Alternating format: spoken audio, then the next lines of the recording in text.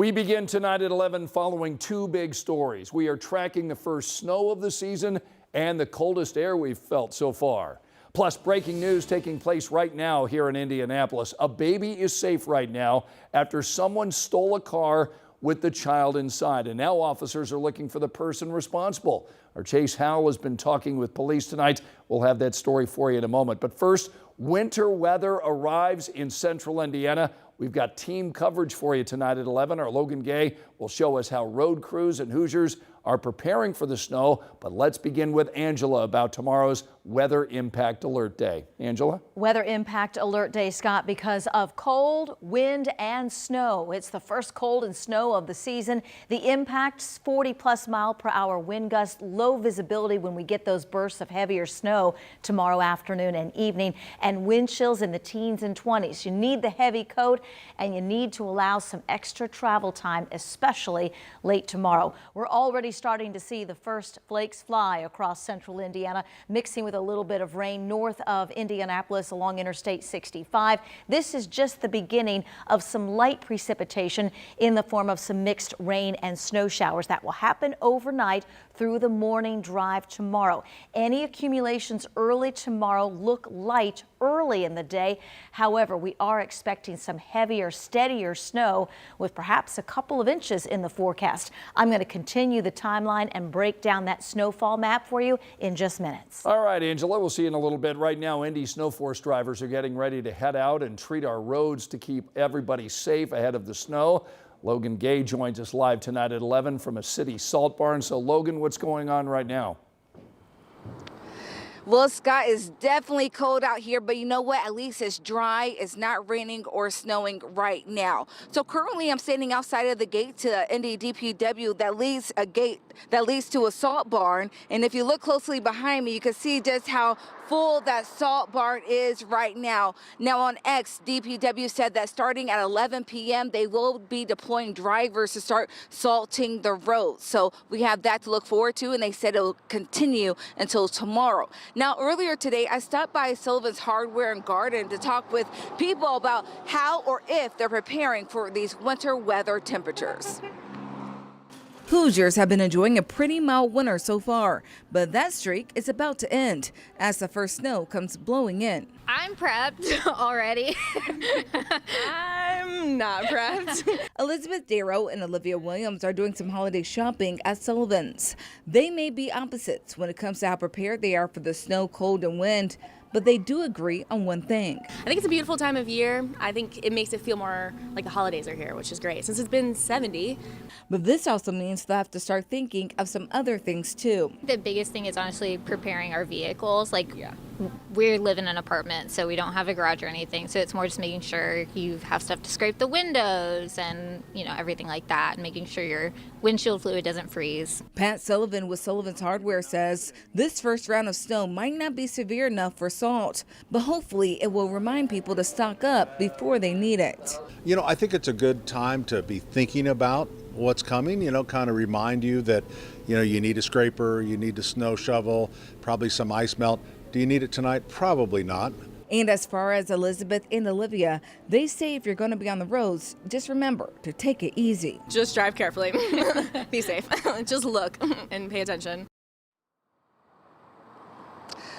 Well, we recently reported that Indy DPW has 64 new drivers this season, and I know it's been a while since we've had this kind of weather, so remember, if you're on the road and you see one of those trucks, keep your distance for your safety and for theirs while they do their job. Scott? Yeah, that's a good reminder. Logan Gay reporting live here in Indianapolis. Thanks so much. Make sure you've got our WTHR weather app on your phone. You can check our interactive radar, our weather blog, and get all the alerts when severe weather reaches your neighborhood. Want to remind you it's a free download. You can get it in the App Store. And now to that breaking news. A baby found safe tonight in the backseat of a stolen car. Police tonight are telling us the vehicle was taken from an apartment complex on the north side of Indianapolis. Chase Howell is back in the newsroom tonight after rushing out to the scene earlier. So, Chase, what'd you learn?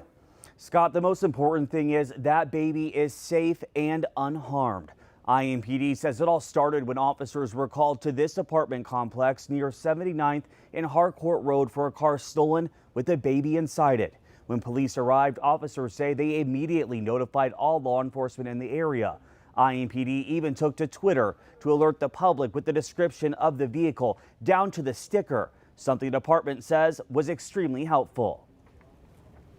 And I'm glad and happy of the amount of tips and information we received from the community. I'm also ecstatic at our officers, the response. We had, obviously we have officers who have infants at home. We had officers calling in asking what they could do even off duty.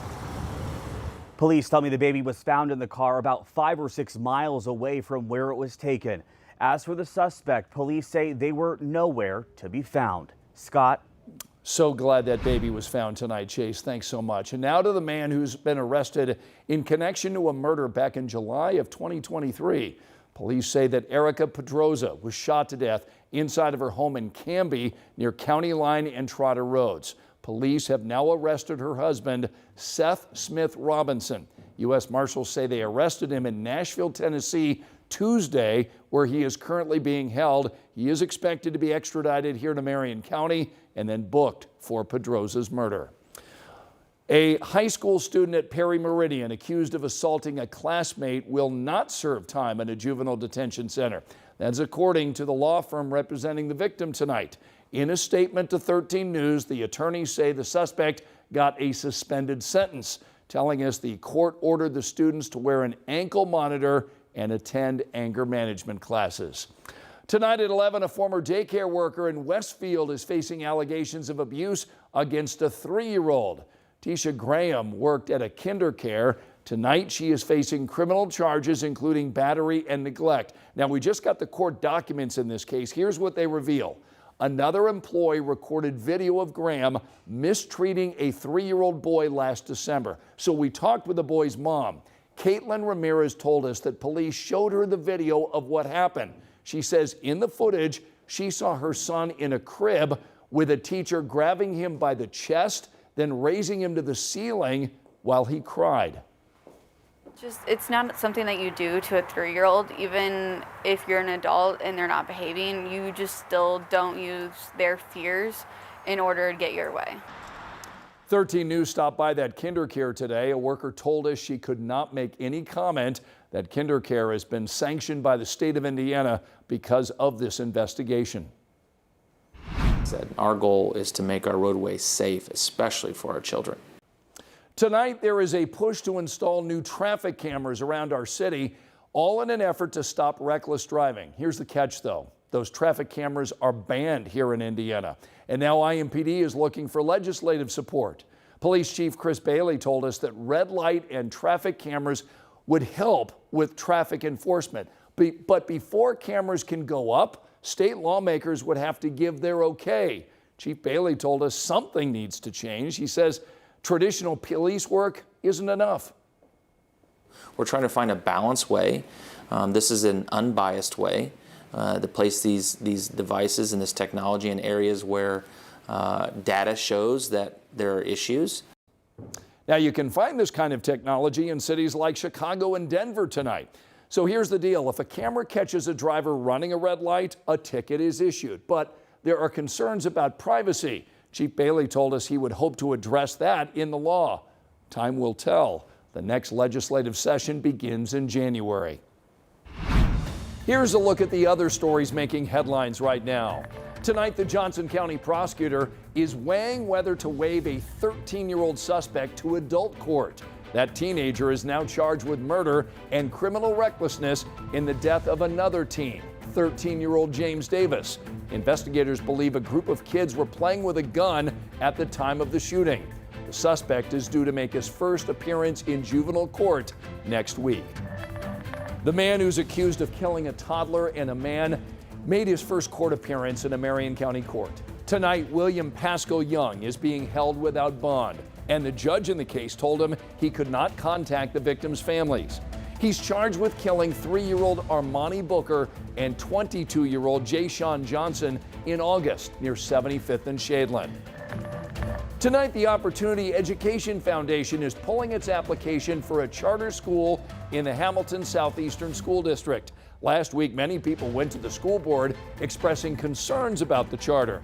In a statement, foundation leaders tell us they understand it may not be an optimal time for that effort. Pilots for Allegiant Air just had a practice picket at Indianapolis International Airport. The Teamsters voted overwhelmingly to strike if the carrier fails to reach a contract agreement. Allegiant employs about 1,300 pilots across the country. The pilots are asking for industry standard pay, scheduling, and quality of life. Remember, you can find all of our latest local stories anytime on our 13 News app.